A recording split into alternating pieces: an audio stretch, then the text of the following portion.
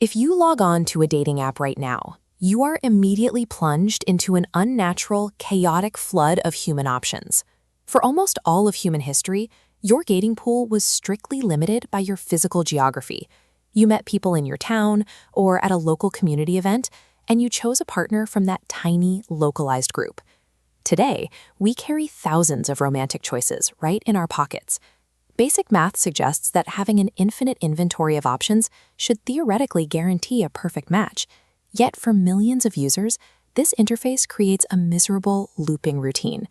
You swipe until you get a dopamine hit from a match, become completely exhausted by the sheer volume of trivial conversations, delete the app in frustration, and then inevitably download it again a month later.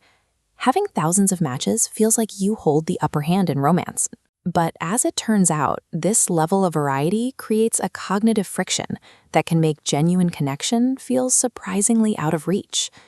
To understand why our brains short-circuit when faced with infinite romantic prospects, we have to look at a classic consumer psychology experiment involving everyday fruit jam.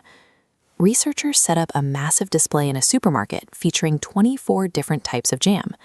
This bar chart shows how effective that massive display was at grabbing attention. It successfully attracted 60% of all passing shoppers.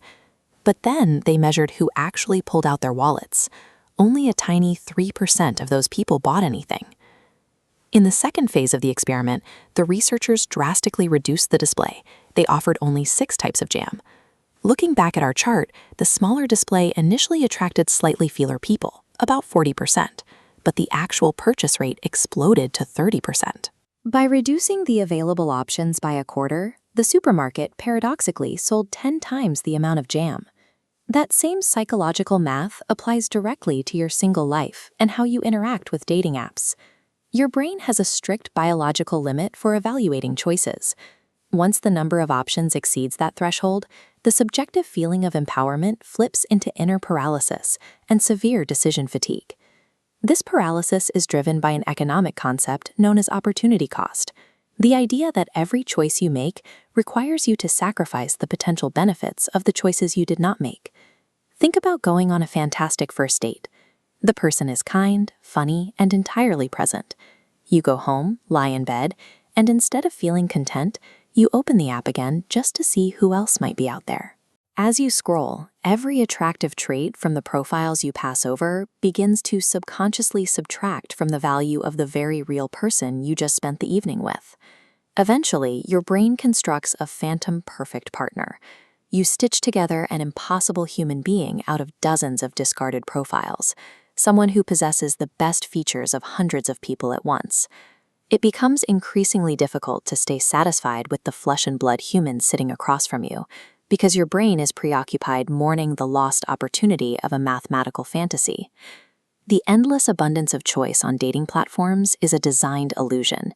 It conditions you to always look for the next best thing, which undermines your ability to commit.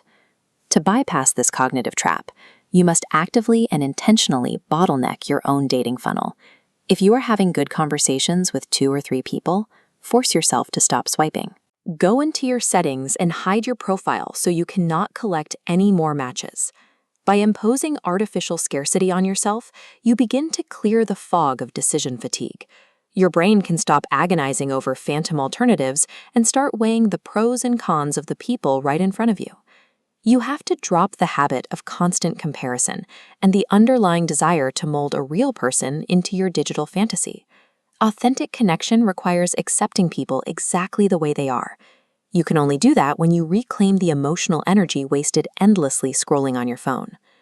Starving this cognitive bias feels counterintuitive, but by intentionally shrinking your options, you actually improve your chances of finding a lasting connection.